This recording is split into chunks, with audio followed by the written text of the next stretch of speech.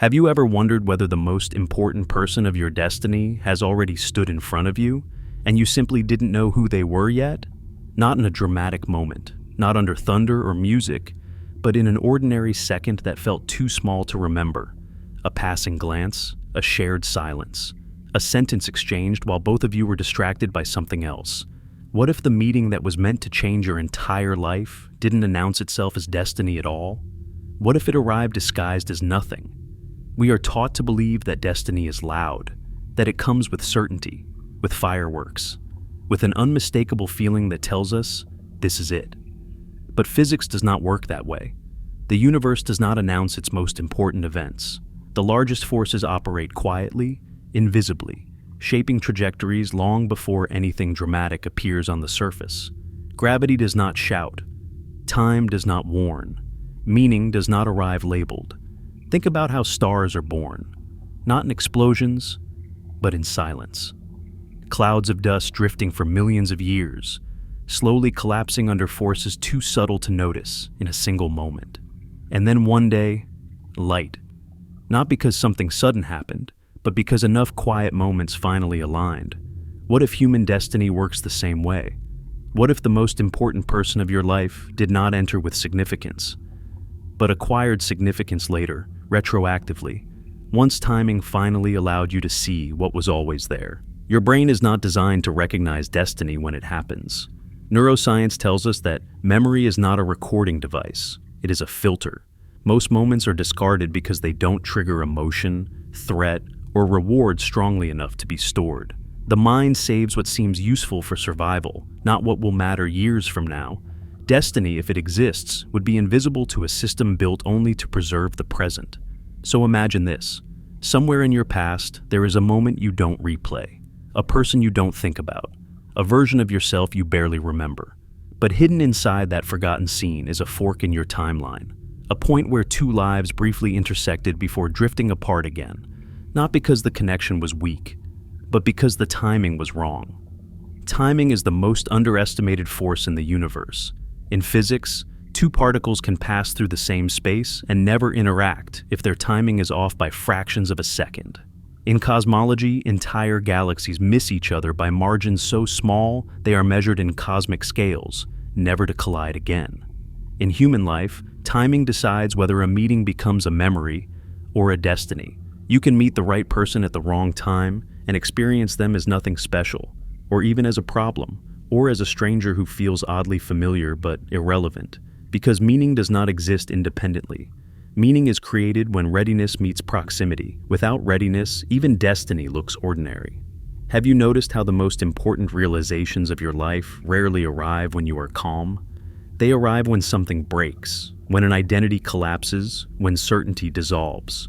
Because meaning requires space, and most of us live too full, too busy, too distracted, too armored to let anything significant register. We move through life half awake, interpreting reality through habits and expectations. The brain runs predictions constantly, filling in gaps so efficiently that we rarely see what is actually in front of us.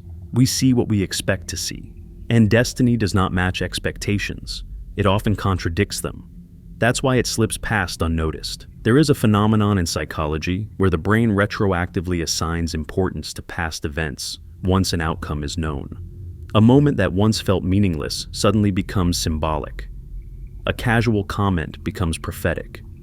A random encounter becomes the beginning. Memory reorganizes itself around new meaning, like gravity reshaping a solar system after a mass appears. This is not romantic fantasy. This is how the mind constructs coherence, which raises a disturbing question. If meaning is assigned later, how many meaningful moments have already passed through your life unrecognized? You might be carrying the memory of destiny without knowing it yet. Not as a vivid recollection, but as a faint emotional residue, a feeling you can't explain, a sense of unfinished business, a face that occasionally surfaces without context. Not obsession, not longing, just a quiet disturbance, like static in the background of consciousness. The universe is not linear. Time is not a straight line. Modern physics suggests that past, present, and future are deeply entangled. Information can echo backward. Effects can precede causes. The present moment is not isolated. It is stitched together with moments that have not happened yet. If that is true on a physical level, why wouldn't it be true emotionally? What if you felt something during that forgotten meeting not because it was important then, but because it would become important later? We tend to believe that recognition must be immediate, but recognition often lags behind reality. You don't recognize a turning point while you're standing on it. You recognize it years later, looking back, when the pattern becomes visible. Destiny is not experienced as certainty. It is experienced as confusion. That's why so many pivotal encounters feel strangely muted. You shake hands with someone who will later break you open, or save you, or redefine you, and in that moment, nothing happens. No fireworks, no revelation, just another human passing through your day. And then life moves on, until one day, something triggers the memory. A song, a location, a message, and suddenly, the past rearranges itself. The ordinary moment reveals its hidden weight. The stranger becomes a signal. The nothing becomes everything. This is where timing reveals its true power. Timing does not create meaning.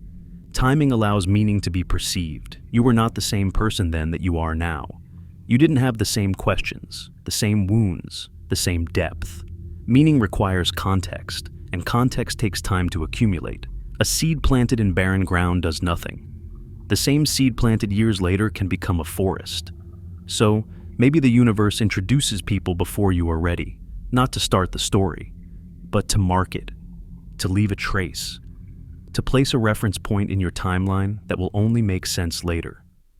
Think about how many people you've passed who felt insignificant, how many conversations you barely remember, how many days you labeled as ordinary.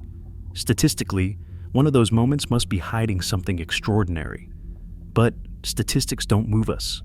Stories do, and your story may already be unfolding beneath your awareness. There is a quiet terror in this idea, because it means destiny is not something you chase. It is something you may have already missed without realizing it. Or worse, something that is waiting for you to become capable of seeing it again. The universe is patient. It does not rush meaning. It repeats patterns. It brings echoes. It circles back. If a meeting matters enough, it does not disappear. It goes dormant. It waits for alignment, for maturity, for collapse, for silence. And when it returns, it feels familiar.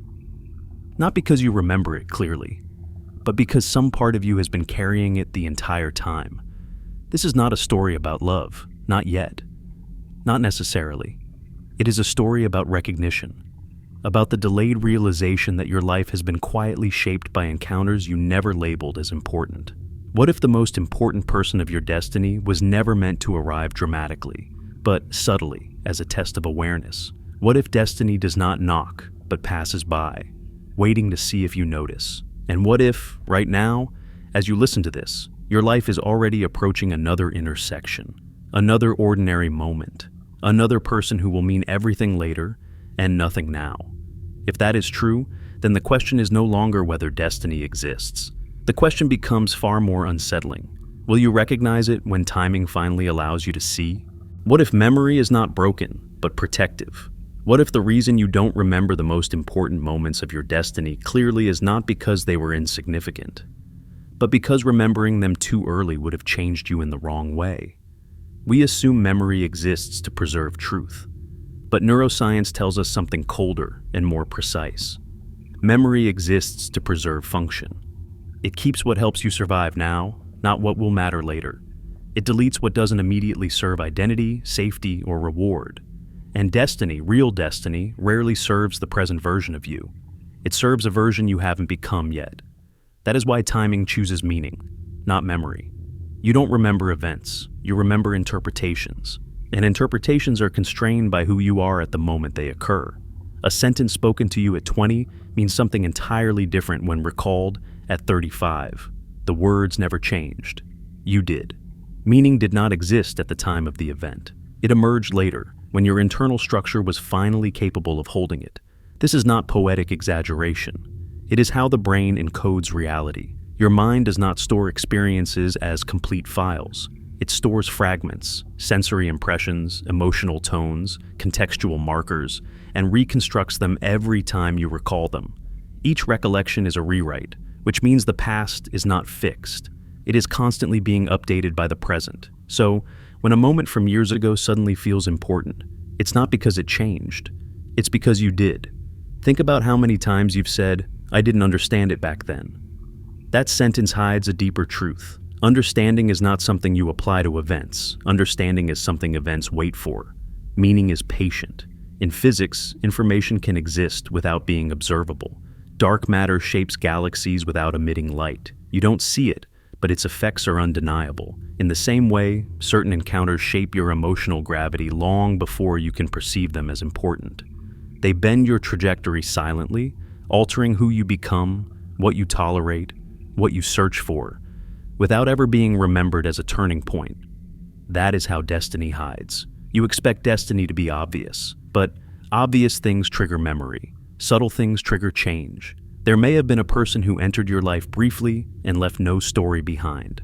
No drama, no resolution, just a faint disturbance, a sense that something was unfinished. Your brain, unable to categorize the feeling, archived it as noise. But your nervous system didn't forget. It adjusted. It recalibrated expectations. It quietly updated your internal model of connection. Years later, you find yourself drawn to certain qualities without knowing why, repelled by certain dynamics without explanation. You think these preferences are random. They are not. They are the after images of encounters you didn't recognize when they happened. This is how timing works. It doesn't announce meaning. It withholds it. And this withholding is not cruel. It is necessary. Imagine if you could recognize destiny immediately. If every significant person arrived glowing with importance, you would cling. You would force outcomes. You would collapse possibilities prematurely. Growth requires ambiguity. The universe does not reveal the destination until you are strong enough to walk toward it without grasping. So it hides meaning inside ordinary moments. Consider how many lives pass through yours in a single year. Hundreds. Thousands. Most of them feel interchangeable, but probability alone suggests that one of them matters far more than the rest. Not because of who they are then, but because of who they will become in relation to who you will become. Timing is the variable that transforms coincidence into destiny. In mathematics, a function can appear meaningless until a specific variable crosses a threshold. Below that point, the output is flat. Above it, everything changes. Destiny operates on thresholds: emotional maturity, self-awareness, loss, readiness. Until you cross them, even the most important encounter produces no visible result. So, the universe introduces elements early, knowing they won't activate yet. That's why destiny often feels delayed, not late, delayed. You meet someone before you are capable of seeing them. You hear words before you are capable of understanding them. You feel something before you are capable of naming it. And then time passes. You change. Life removes illusions, and suddenly the past lights up. This can be unsettling, because it means some of the most important chapters of your life began before you knew they had started. It also means regret is built into the structure of consciousness. You look back and think, if only I had known, but knowing then would have made you someone else. The person you were could not have carried the meaning you see now. That weight would have crushed you or distorted the outcome. Timing protected both of you by keeping you unaware. Even pain works this way. Some encounters hurt you, not because they were wrong, but because they arrived too early or too late. Pain is often misinterpreted destiny, colliding with incorrect timing. The connection was real, the alignment was not. And so, the mind reframes the memory as failure, embarrassment, loss. But underneath those labels is something unfinished, something unresolved. Not in the sense of going back, but in the sense of waiting. Waiting does not always mean reunion. Sometimes it means recognition. There is a difference between remembering someone and recognizing what they represented. You may never see that person again, but the meaning they carried eventually reaches you anyway, translated into insight, boundary, clarity, or transformation. Destiny does not require proximity forever. It requires impact. This is why the phrase, "everything happens for a reason," feels hollow when applied too early. Reasons are not immediate. Reasons are delayed effects. The reason often arrives long after the event, when the context finally exists. Timing chooses meaning. Memory just tries to keep up. So, if you feel unsettled listening to this, it may not be nostalgia. It may be your mind brushing against memories that were never fully formed, encounters that were archived incomplete, signals that were never decoded. And that raises a quiet, dangerous question. If meaning can arrive years later, what moments in your life right now are being misfiled as ordinary? What conversations are you dismissing because they don't seem important yet? What faces are you overlooking because they don't fit your current story?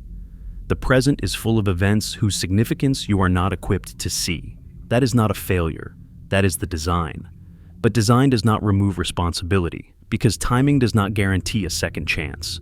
Sometimes meaning arrives not as reunion, but as realization that something already passed. And sometimes, timing circles back, not to repeat the same moment, but to test whether you've become capable of recognizing it this time. What if destiny is not a force that pulls people together, but a field that bends space around certain lives, quietly shaping how close they can come, without ever touching? In physics, gravity is not a push. It is not an intention. It is a curvature. Massive objects bend space-time itself, and smaller objects simply follow the paths that curvature creates. They don't choose to orbit. They don't decide to fall. They move along the only trajectories available to them. Now imagine that human lives carry a similar kind of mass.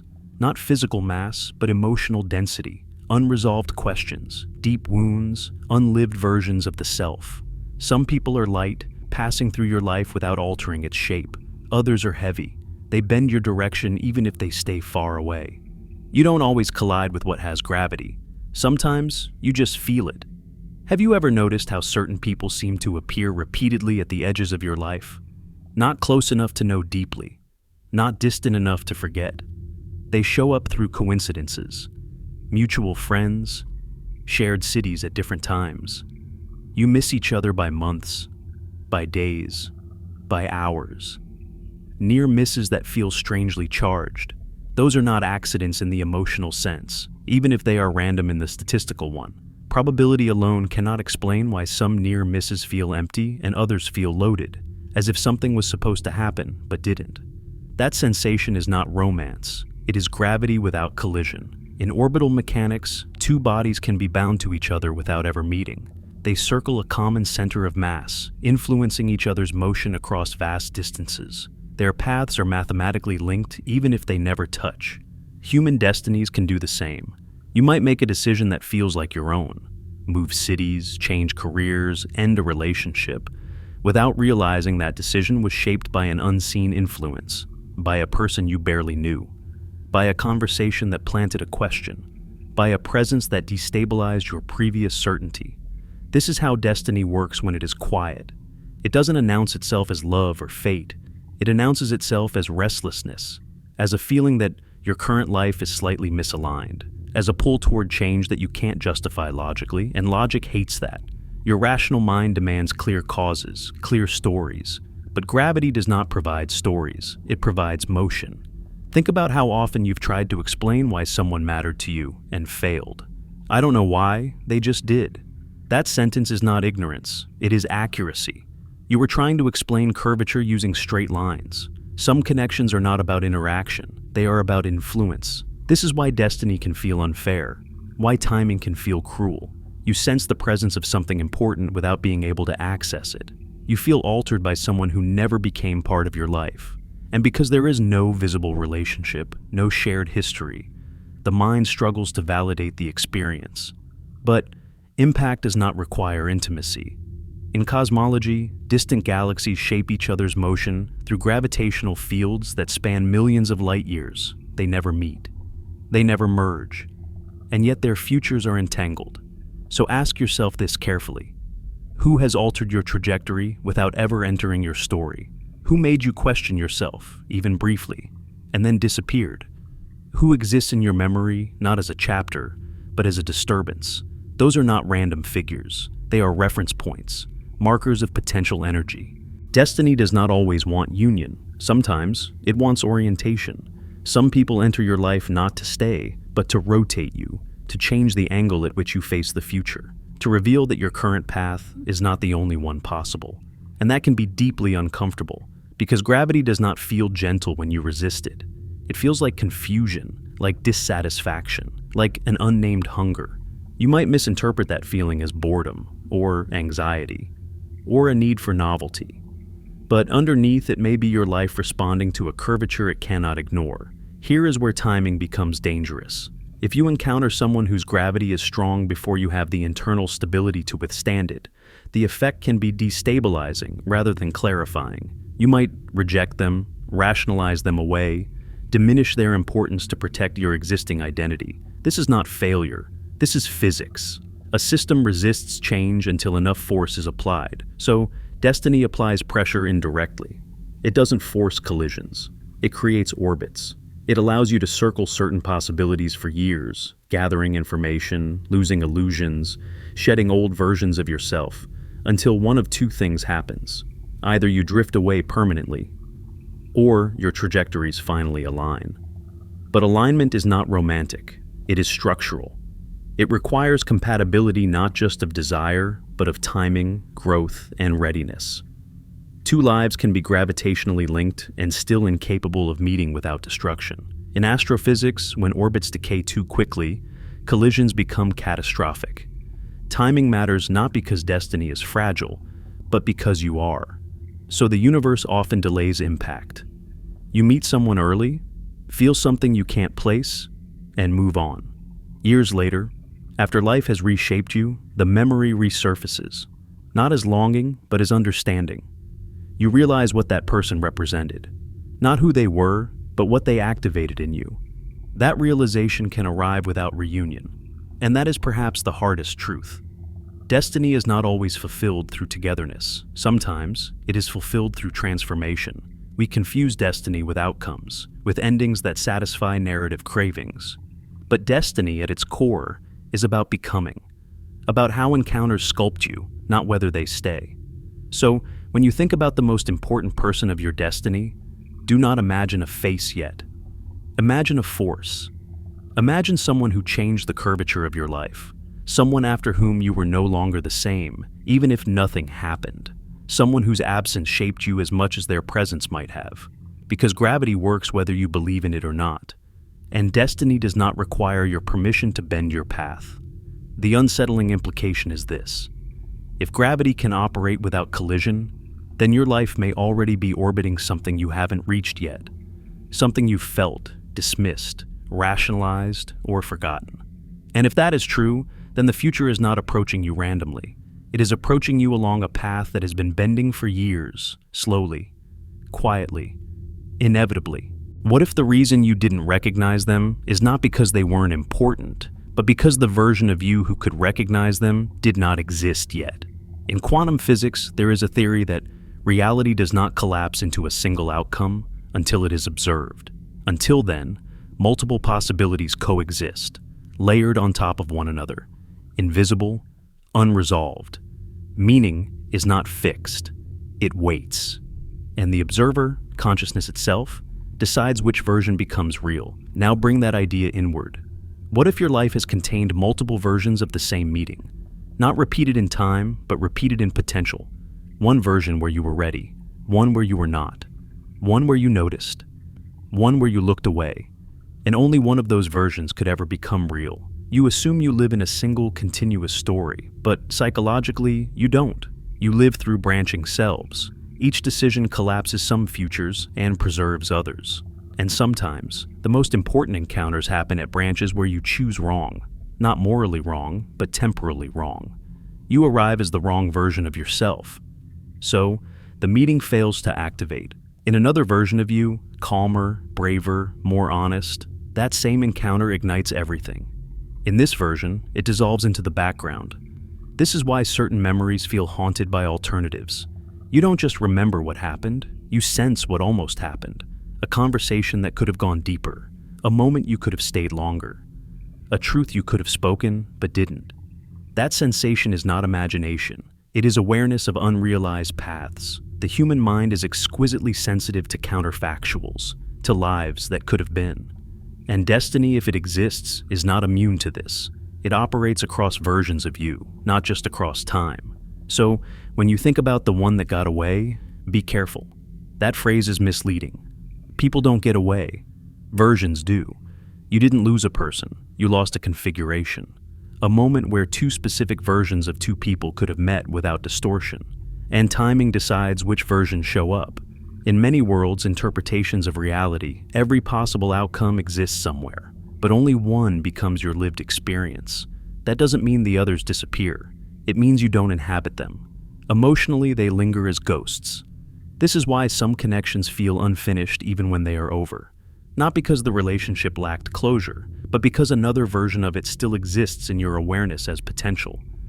As what if, and what if is heavy. It creates a parallel gravity, a pull toward imagined timelines, a subtle dissatisfaction with the present, not because the present is bad, but because you sense that another version once hovered close.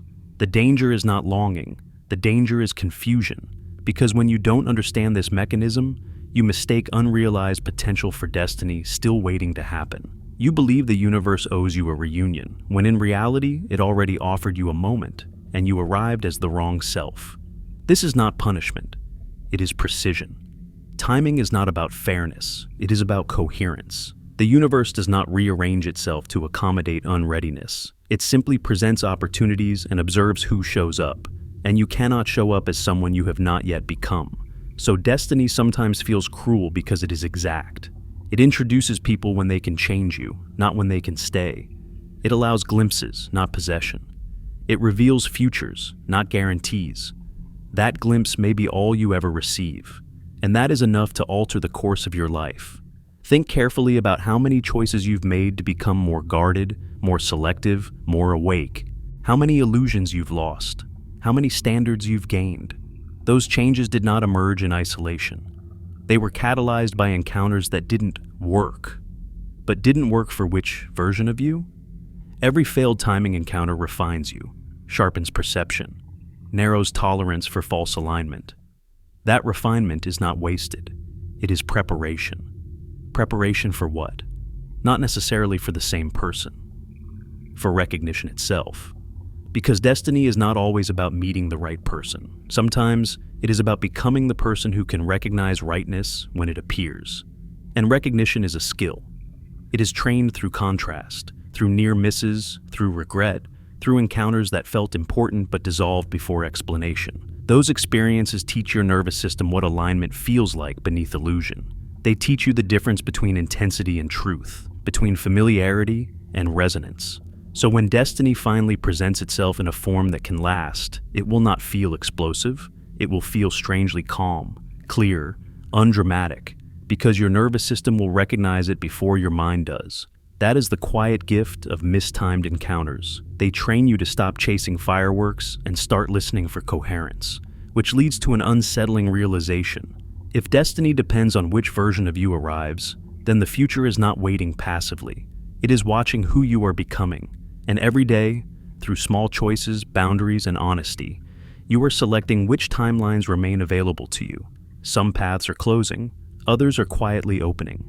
The question is not whether destiny exists in some abstract sense. The question is whether you are becoming the version of yourself who can meet it when it finally stands in front of you. And know. Why do some people feel familiar before you know anything about them? Not comfortable familiar, not safe familiar, but eerily familiar, like a place you've never been that somehow knows your name.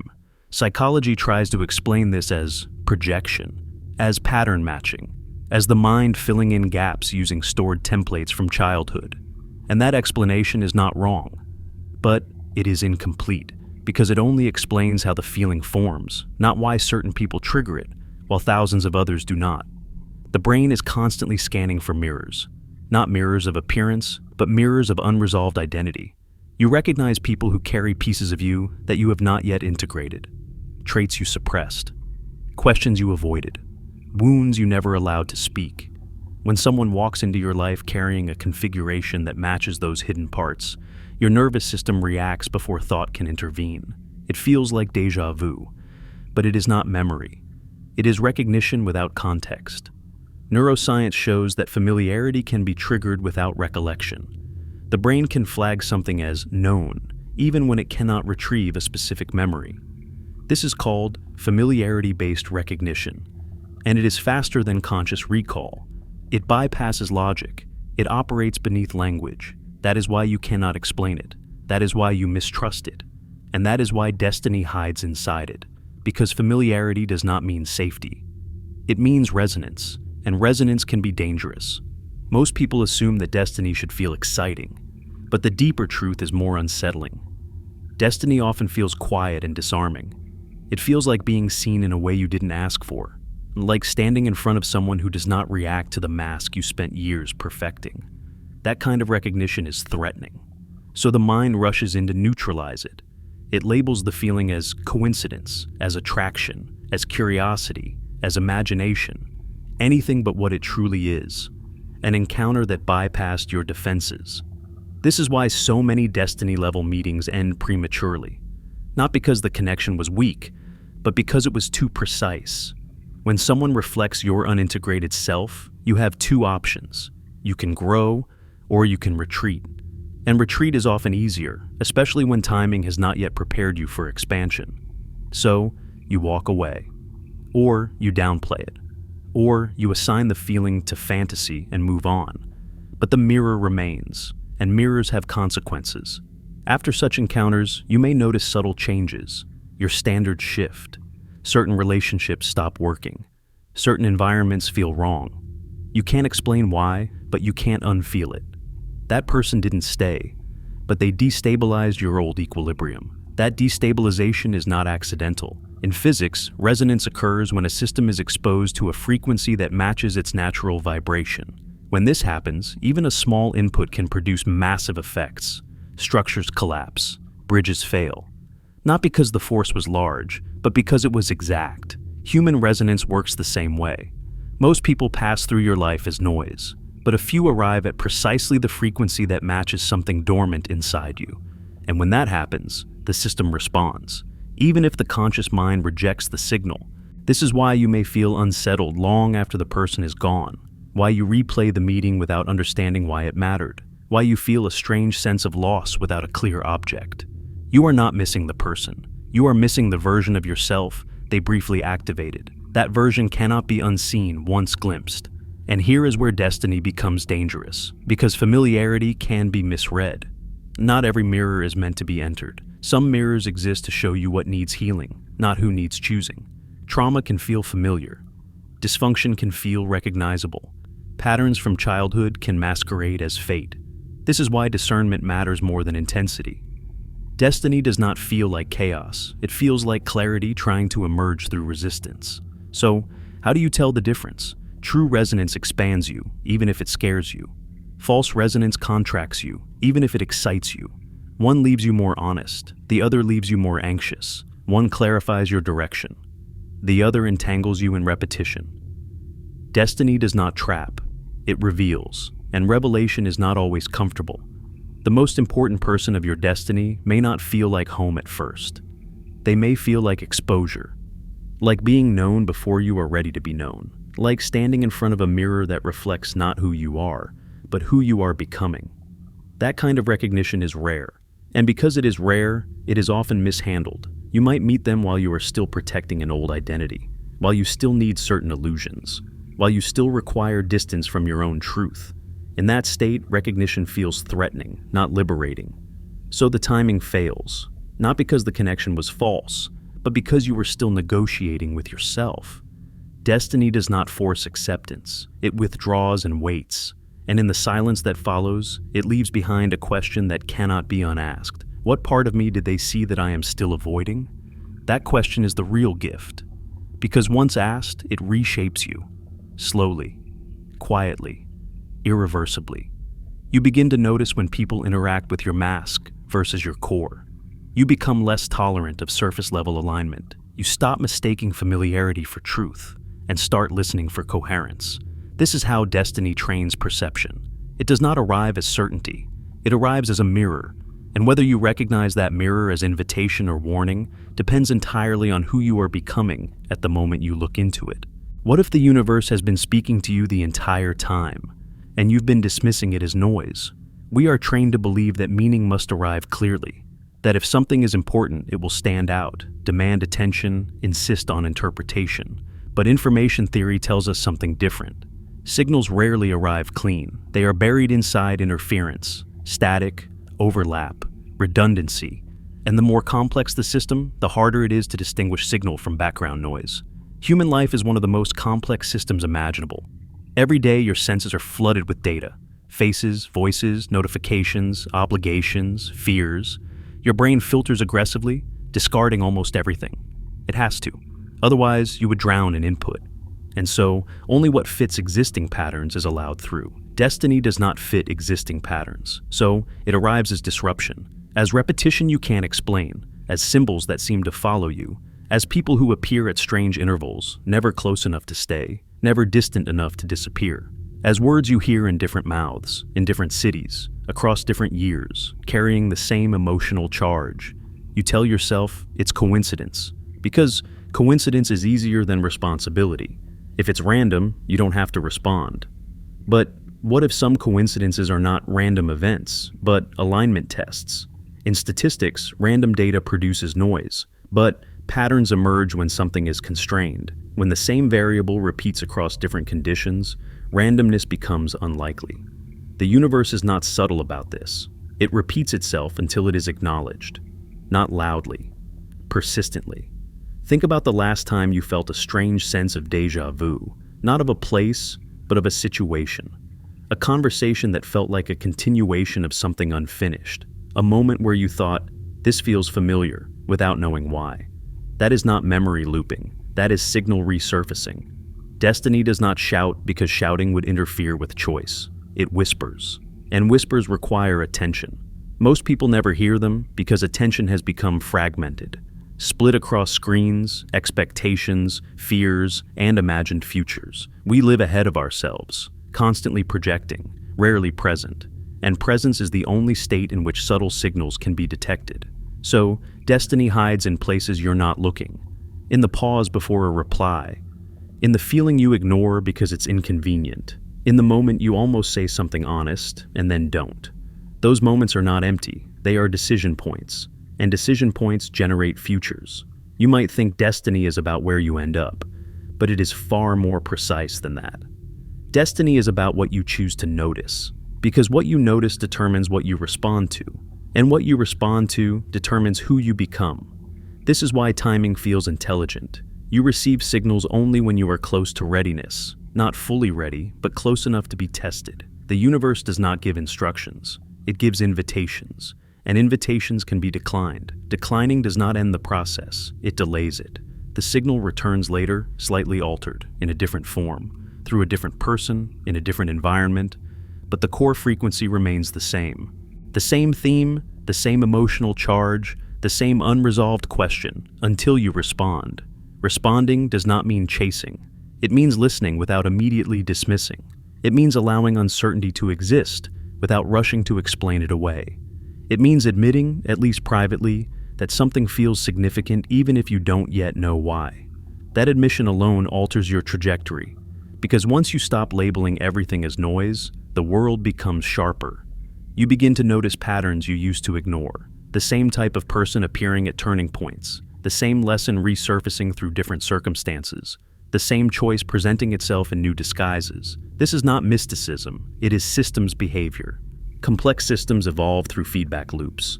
Ignored feedback increases in intensity. A system that refuses to adapt eventually destabilizes itself. Human lives follow the same rule. Destiny is feedback. It is not fate imposed from above. It is information generated by your interaction with reality. When you ignore it, it doesn't disappear. It amplifies. This is why some people feel stuck. Not because they lack opportunity, but because they keep encountering the same signal and refusing to decode it. They change locations, partners, careers, but the pattern follows. Because the signal is internal as much as external, and sometimes that signal is carried by a person. Not someone who stays forever, someone who arrives briefly, precisely, to deliver information you cannot receive any other way. You may not like the form it arrives in. It may arrive as attraction you can't place, as discomfort you can't justify, as a sense that your current life is misaligned, even if it looks fine from the outside. That feeling is not dissatisfaction, it is miscalibration, and calibration requires adjustment. Destiny does not want to impress you, it wants to tune you, so it removes what no longer resonates, it destabilizes what no longer fits. It introduces frequencies that expose the limitations of your current configuration, and when you ignore the signal long enough, it becomes impossible to ignore. It turns into crisis. Loss, breakdown, awakening, not as punishment, as amplification. Because the universe will not force your hand, but it will raise the volume. The unsettling truth is this: if you have not yet recognized the most important person of your destiny, it may not be because they haven't appeared. It may be because you were not listening when they did. And if that is the case, then destiny is not something waiting in the future. It is something repeating in the present, asking the same question in different ways, until you finally answer. What if the moment you almost met your real life did not feel magical, but destabilizing? We imagine destiny as arrival, as completion, as something that adds to us. But the most dangerous encounters do not add. They subtract. They remove illusions. They interrupt narratives. They arrive not to comfort, but to challenge the version of you that cannot continue. This is why so many destiny-adjacent moments happen near collapse. Not when life is smooth, but when something is already cracking, a relationship thinning, an identity exhausting itself, a future that no longer feels believable. You are already unstable, and then someone appears, not as rescue, but as exposure. They don't offer answers. They ask questions you weren't ready to hear. And because you weren't ready, the moment passes. Later, you call it coincidence, or chaos, or bad timing. But timing is rarely bad without reason. In chaos theory, systems are most sensitive to change at the edge of instability. A tiny input can redirect the entire system when it is already near a tipping point. That is why life-changing encounters cluster around moments of emotional fracture. Not because the universe is cruel, but because it is efficient. You were already open, even if you didn't know it. Think back to a time when everything felt slightly off, when you were functioning but not aligned, when you were performing your life rather than inhabiting it. In those periods, strange things happen. Unexpected meetings, sudden clarity, impulsive decisions that feel out of character. Those are not glitches, they are windows, and windows do not stay open long. You may have met someone then who seemed unimportant on the surface, or inconvenient, or disruptive.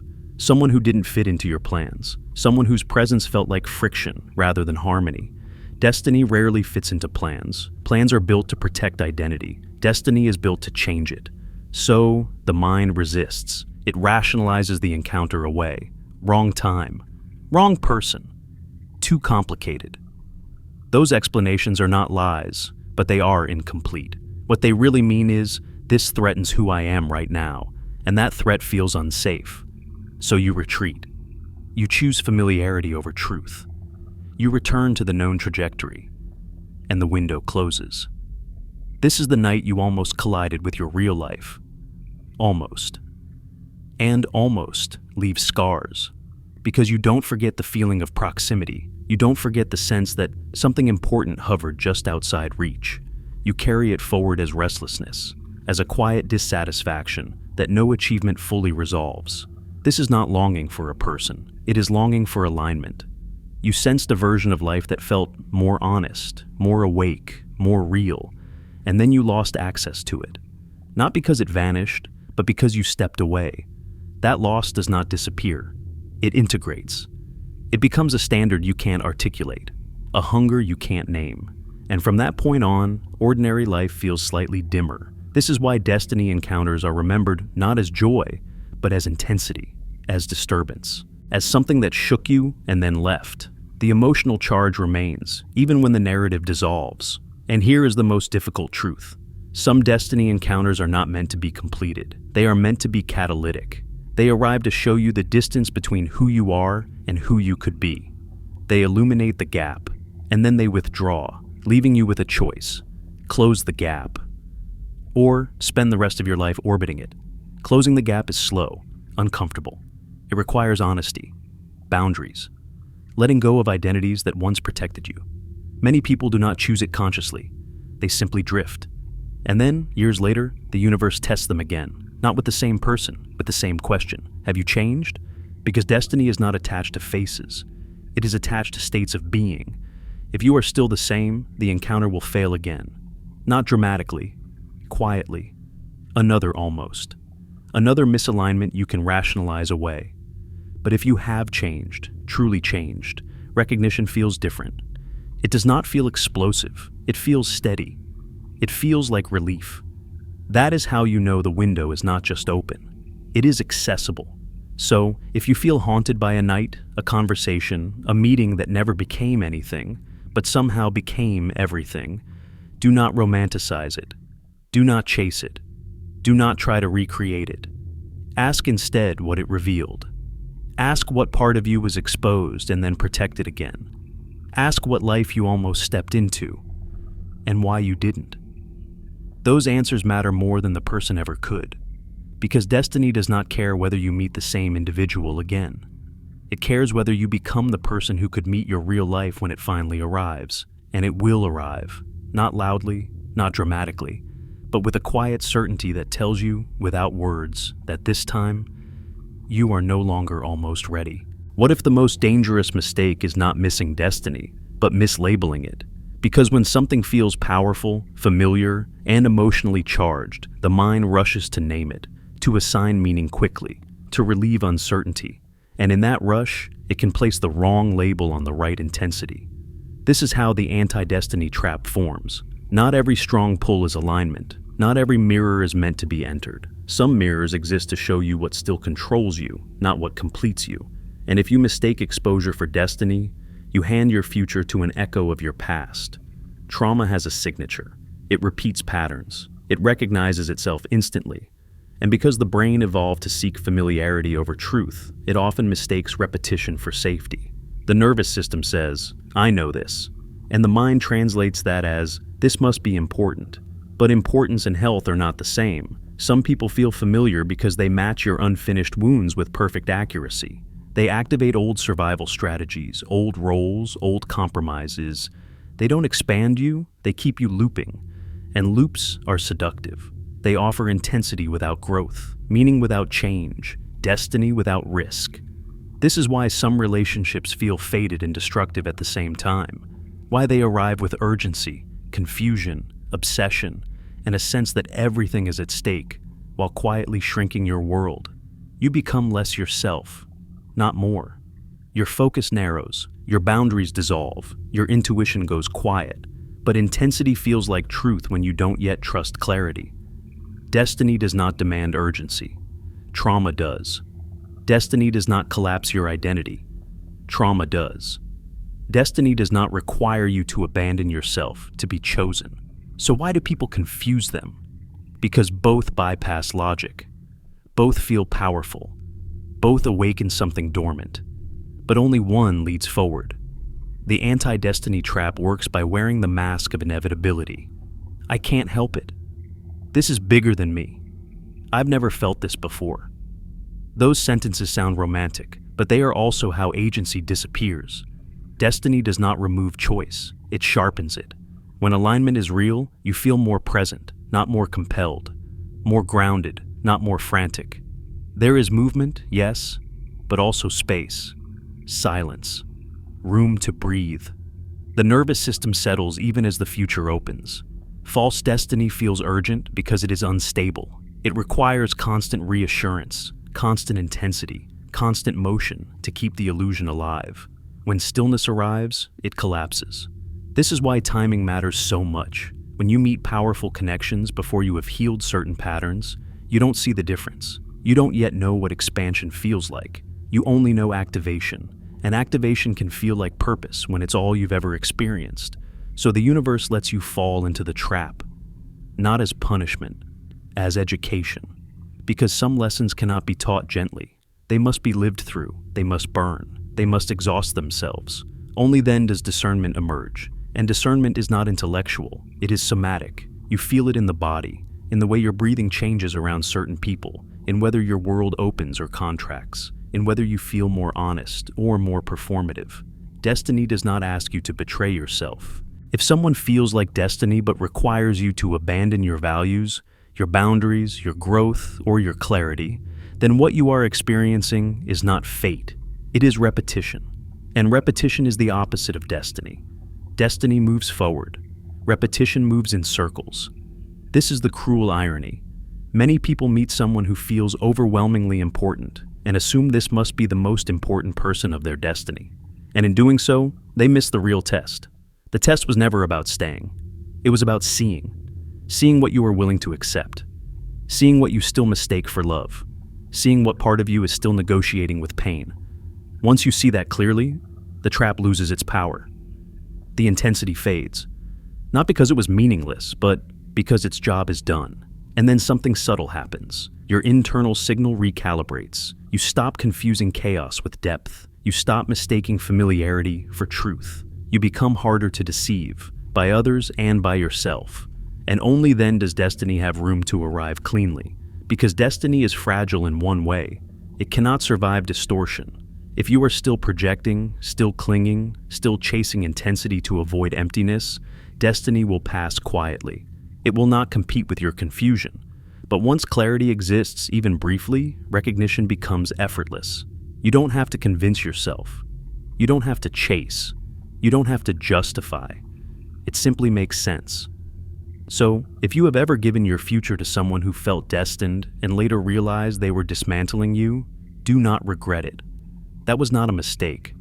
That was calibration. You learned the difference between force and fit, between urgency and truth, between repetition and evolution. And that lesson is not optional, because without it, you would misrecognize destiny when it finally appears. You would hand it to the wrong hands, and destiny will not correct you. It will simply wait until you are no longer confused. Which leads to the quiet question now forming beneath everything you've heard. If false destiny exists, if traps feel powerful, if repetition masquerades as fate, then how does real destiny return? Not dramatically, not loudly, but in a way that feels almost impossible to miss once you are ready. What if destiny does not disappear when missed, but changes its method of approach? We imagine that if something truly mattered, it would arrive once and only once. A single window, a single chance. Miss it, and it's gone forever. But reality is rarely that clean. Complex systems don't operate on single points. They operate on cycles, feedback, and return paths. Destiny is no different. When an encounter carries enough significance, it does not vanish when ignored. It recedes. It waits. And then it returns. Not to repeat the same moment, but to test whether you have changed since the last time it passed through your life. This is why certain people reappear. Not constantly, not obsessively, but strangely, years later, through improbable channels, a name surfacing unexpectedly, a message that arrives when you weren't looking, a mutual connection you didn't know existed, a city you moved to, only to find a familiar face already there. You call it coincidence. But the emotional response tells a different story. Because the second encounter does not feel like the first. The intensity is quieter. The confusion is replaced by clarity. The urgency is gone. What remains is recognition, not of the person, of yourself. You recognize how much you've changed, what no longer fits, what no longer scares you, what no longer controls you. And suddenly the encounter makes sense in a way it never could before. This is not romance. This is alignment across time. In physics, systems that fail to synchronize at first can synchronize later once conditions shift. Temperature changes, pressure stabilizes, noise decreases. What was once chaotic becomes coherent. Human lives follow the same rule. The return of the forgotten stranger is not about nostalgia. It is about measurement. The universe is checking whether the variables have changed enough for interaction to occur without distortion. And sometimes, the answer is no. The person returns, and you realize, with surprising calm, that they no longer matter in the way you once imagined. The gravity is gone. The mirror is quiet. The signal has resolved itself into understanding. That too is destiny fulfilled. Because destiny is not about attachment, it is about completion. Completion does not always mean union. Sometimes it means release without regret. Other times, something more unsettling happens. The person returns, and everything feels easy. Not intense, not dramatic. easy. The conversations flow without effort. The silences are comfortable. There is no urgency to define, to rush, to possess. The nervous system does not spike. It settles. This is how you know timing has changed. Real alignment does not hijack your attention. It integrates. And because we are trained to equate intensity with importance, this calm can feel anticlimactic. You might even doubt it. This doesn't feel how I expected. But that doubt is the echo of old conditioning, not intuition. Intuition does not shout. It confirms. This is the cruel trick destiny plays on the unprepared. When it finally arrives correctly, it does not feel extraordinary. It feels obvious. And because it feels obvious, people sometimes overlook it, expecting something louder. But destiny is not here to impress you. It is here to fit. This is why the return often happens when you are not searching, when you have stopped projecting futures, when you have made peace with uncertainty, when you no longer need anyone to complete you. Only then is recognition clean, because need distorts perception, and destiny cannot survive distortion. If you are still desperate for meaning, you will assign meaning where it does not belong. If you are still hungry for intensity, you will mistake noise for signal. The return waits until hunger has softened into readiness. So, if someone from your past ever reappeared and you felt nothing dramatic, that was not failure. That was information. It told you the story was complete. And if someone reappeared and you felt a strange sense of quiet rightness without urgency or fear, that was also information. It told you the system had stabilized. But here is the most unsettling part. Not all returns involve the same person. Sometimes the universe returns the pattern, not the face. You don't meet them again, but you meet someone who carries the same core frequency, without the distortion that once existed, the same recognition, but cleaner, the same alignment, but calmer, the same gravity, but without confusion. And because you have learned discernment, you recognize it immediately, not emotionally, structurally. Your life does not have to rearrange itself violently to accommodate it. It simply opens. That is destiny refined, not the first attempt, not the second, but the one that finally fits, which means the most important person of your destiny may not be someone you are still waiting for. They may already be approaching in a form you are now capable of recognizing, or they may have already passed through, completed their role, and left you ready for what comes next. Destiny does not cling to faces, it moves through them, and when its work is done, it leaves behind something unmistakable, peace, not certainty, peace. And that peace is the sign that the long loop is finally closing. Only one question remains now. When the story completes, what does it leave you with? And what does it ask you to become? What if destiny was never about meeting a person at all, but about becoming someone who can finally recognize meaning when it arrives? At the end of every long search, there is a quiet realization that feels almost disappointing at first. Not because nothing happened, but because what happened does not look the way you imagined. The universe does not resolve itself with spectacle. It resolves itself with clarity. You expected answers. You receive understanding. You expected certainty. You receive coherence. And coherence is subtler than certainty. It does not shout. It does not demand belief. It simply fits. This is where the story closes. Not with a reunion scene, not with a declaration, not with proof that destiny was real all along, but with the realization that destiny was never external. It was never waiting in a person, a moment, or a perfect alignment of circumstances. It was waiting in you. Throughout your life, you were not being led towards someone. You were being shaped. Each near miss refined your perception. Each mislabeling sharpened your discernment. Each intense but false alignment trained you to recognize what truth is not. Each quiet signal taught you how to listen. Destiny was not arranging meetings, it was preparing the observer. In physics, observation is not passive. The act of observing alters the system being observed. The universe changes when it is seen clearly. In the same way, your life changes when you become capable of seeing without distortion. The moment perception stabilizes, reality reorganizes itself naturally. Nothing needs to be forced, nothing needs to be chased, nothing needs to be proven. This is why the most important person of your destiny may never arrive with drama. They may not feel like fate. They may not disrupt your life violently or rewrite your sense of self overnight. They may simply arrive into a life that is finally ready. And readiness feels like peace, not boredom, not resignation. Peace.